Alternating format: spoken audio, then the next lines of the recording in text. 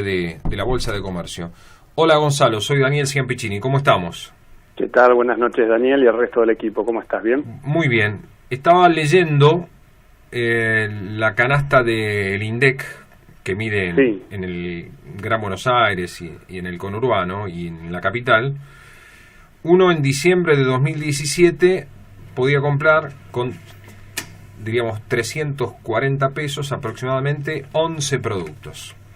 Sí. Si hablamos de 1 kilo de asado, una docena de huevos, 1 kilo de azúcar, 1 litro de leche, 1 kilo de pollo, lavandina, 1 kilo de papa, 1 kilo de pan, 1 kilo de harina, 1 kilo de arroz blanco y 500 gramos de fideos. Todo eso daba en diciembre de 2017 340 pesos. Hoy con 332 pesos se pueden comprar solo 7 de esos artículos. Sí, sí, correcto. Es Correcto. Bueno, ustedes lo han medido también, incluso para Bahía Blanca la inflación dio más alto según el índice del CREVA. Nosotros lo que dio fue, mira, 3.7, que es lo que vos dijiste, que acaba de anunciar hace un par de horas el INDEC. Sí. Nosotros lo que nos dio fue en 3.6, Claro. así que prácticamente mismo nivel. Sí. Vos mencionaste el acumulado 16, en Bahía Blanca nos dio 15,3. Claro. Es decir, vamos de la línea y cuando uno ve el interanual que compara julio del año pasado versus junio de este año, al INDEC le dio 29,5 y nosotros medimos un 27,5, si es 2 puntos menos, Sí. pero está vinculado porque nuestro índice el año pasado dio un poquito más de 23 y al INDEC le había dado más del 24, casi 25, así que pero esa distancia se mantiene, pero evidentemente la inflación no para, que es lo que vos estás diciendo. Claro. Y estaba diciendo que, por ejemplo, la harina en el primer semestre del año aumentó un 90%.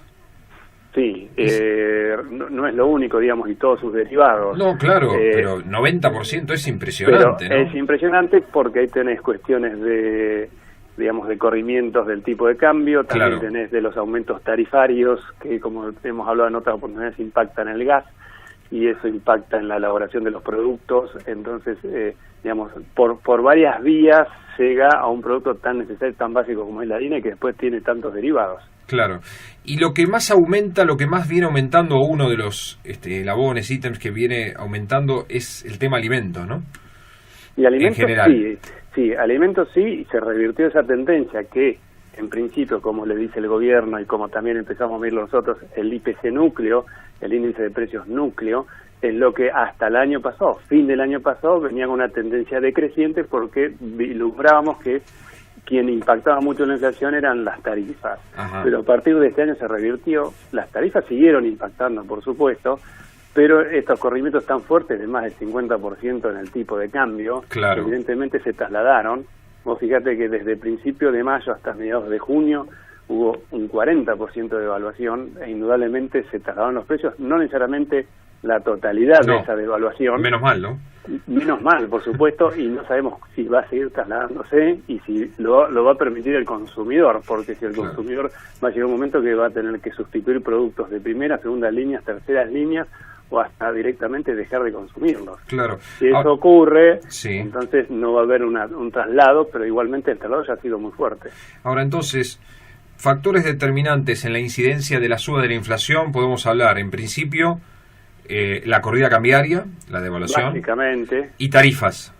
Y tarifas. Vos fíjate que nosotros, digamos, si uno mide dentro del INDEC lo que es IPC núcleo estacional, que estacional esos bienes que nosotros consumimos en función de la estacionalidad. Sí. Hay productos que, digamos, la manzana la consume en una época del año, el tomate en otra época del año, y así sucesivamente.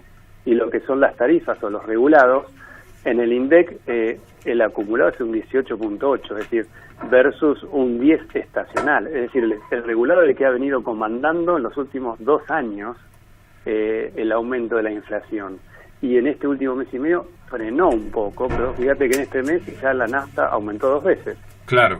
Y ya se está hablando que el mes próximo va a haber aumentos también en prepagas. Sí. Y es decir, posiblemente en lo que es núcleo, que es el resto de la canasta, que en general son el 60% de los bienes, en los próximos meses se ve alguna desaceleración, pero sí el índice va a seguir alto porque va a haber aumentos en las tarifas. Cuando vos hablas de inflación núcleo concretamente, para que la audiencia interprete, ¿qué decís? ¿A qué te referís? Fíjate, se divide en inflación núcleo estacional y regulado. Lo que es estacional son los alimentos, básicamente, que tienen alguna vigencia en algún momento del año.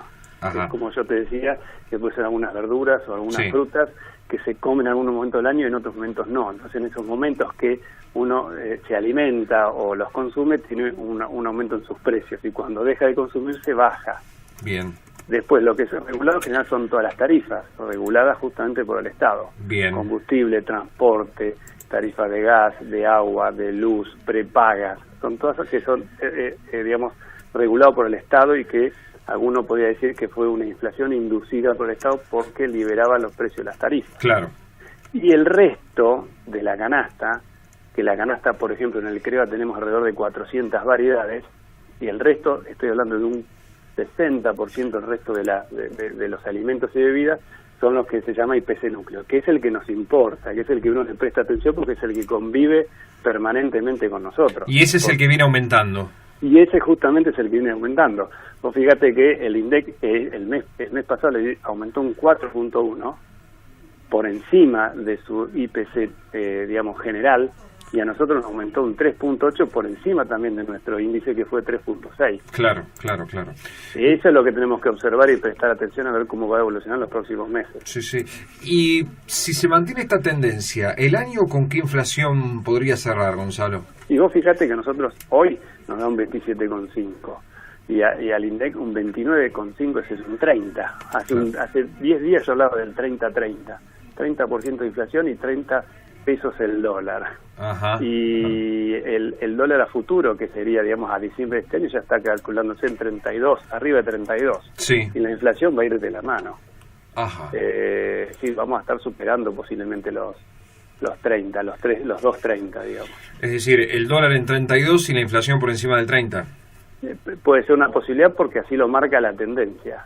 Digamos, hace unos días atrás, una semana atrás, el dólar futuro estaba casi cercano a 33 o un poquito 33. Ahora se calmó. Hemos visto que en estos días esa volatilidad se calmó un poco, que hoy las LEVAX para el Banco Central fue un éxito porque logró recolocar casi el 70%, 400.000 millones, bajó la tasa, que es lo que tiene que ocurrir, y tiene que traer calma. Si esa calma perdura, digamos, debiera ir descomprimiéndose. Pero, de todas maneras, vos decís bajó la tasa, pero pagó 46,5% por las LEVAC, pero ¿no? Si vamos a tener estaban en el 60, ¿no? Claro. Si vamos a tener 60, obviamente. No, es todo un disparate, a eso me refiero, ¿no? No, por supuesto, estamos en niveles todavía muy altos.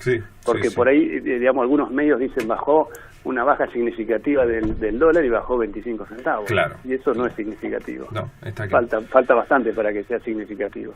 Gonzalo, como siempre, muy gentil, muy amable, fuerte abrazo. Gracias a todos ustedes, adiós. Gonzalo Semilla, economista jefe del CREVA, el Centro Regional de Estudios Económicos que depende